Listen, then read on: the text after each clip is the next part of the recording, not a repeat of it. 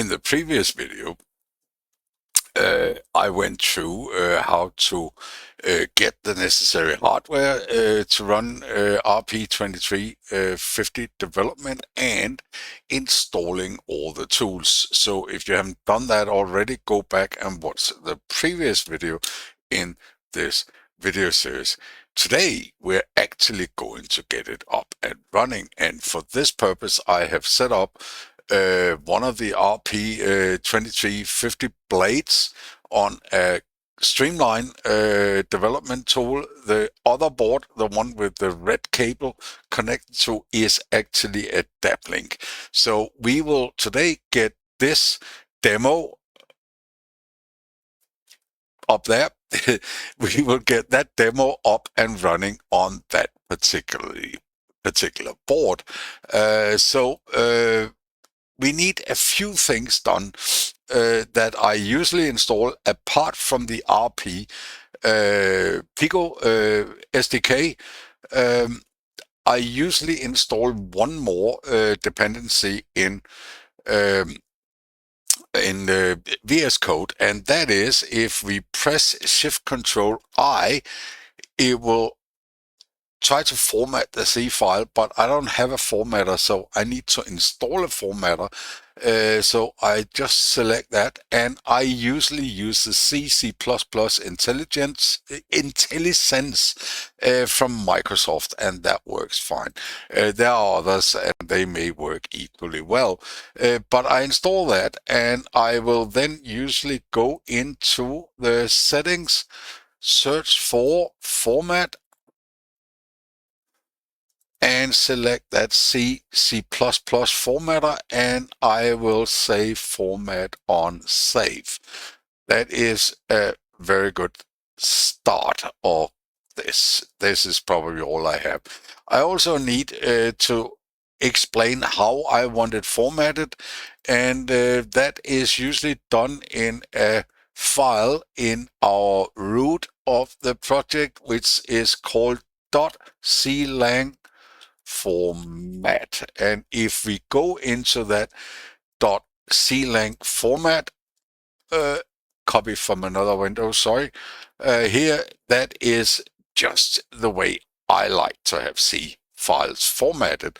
So we should now be able to go into our Blinky and click Shift-Control-I again, and well, that's it. It should have formatted it as I said. Easy way to test that is to put a weird space in somewhere and click save, and you will see immediately it formats it back to the way it was. So now we can compile, but we have one more issue. Since I am running on this, that board is not yet available in the Pico SDK as a default board, so I need to add that to the VS Code. In order to add my board, the Streamline MCU RP2354, I need to create a folder in here, which we call boards, and in boards I create a folder called include, and in folder include I'll create a new file which I call slmcu rp2354.h. Here we go, and it basically just defines the flash size and the default pins. The LED pin on my board is different than the LED pin on the Pico 2 board, which I have here. So that needs to be there.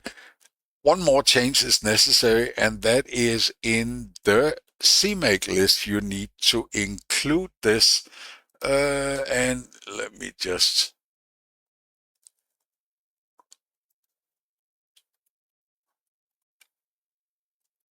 copy from here.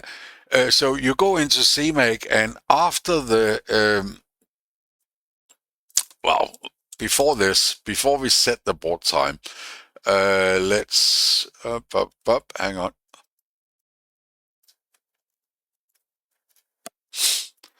I add this. So the platform is RP2350, and the Pico headers need to include the headers in boards include. Now I can actually go down to this, and I can clean CMake, and it should come up clean.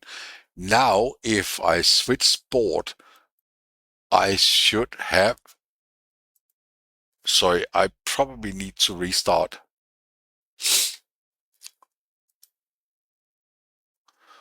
Might need to restart VS Code, so let me do that.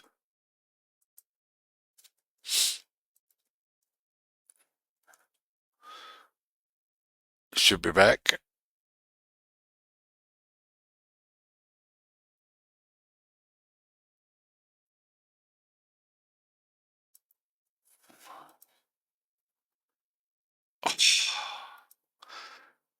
I really...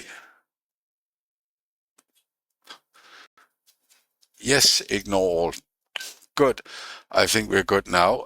So I should now be able to select a different board.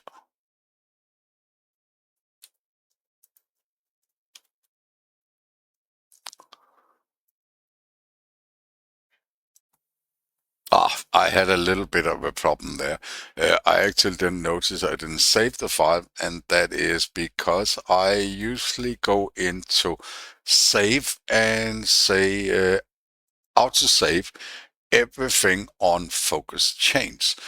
That means since I normally have that selected, so I didn't notice that it wasn't saved. So now I have the header file for my board, and I have the CMake. I added that custom board headers. Now I should be able to switch the board. So I switch to SL MCU RP2354 here. No, I don't want to use RISC-V yet. And you will see that it actually updates the CMake to set this Pico board down here to the value I selected. So now let's try to compile this project.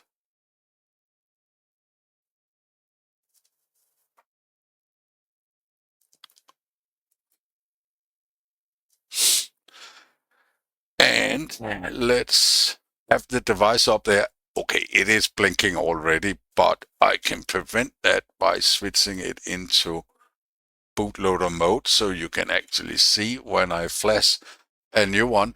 So let's try to flash this with SVD. There we go. And you can see that it has verified okay. Everything is done, and you can see up there, I'm not very good at pointing things that are not really there. You can see that the LED is blinking. So last video covered getting the hardware, covered what needed to be installed, and this video I covered how to tweak it to run on this particular board. If you ran with if you used the standard Pico 2 board, you could just have kept that selection. We have it here, Pico 2, whatever Pico board you have. And I guarantee you we will get the Streamline boards into this series. The reason why I haven't done that yet is that there is still, I want the I2C port and other stuff configured as well. So that's about it for this video. Please like and subscribe, and as usual, have a wonderful rest of the day.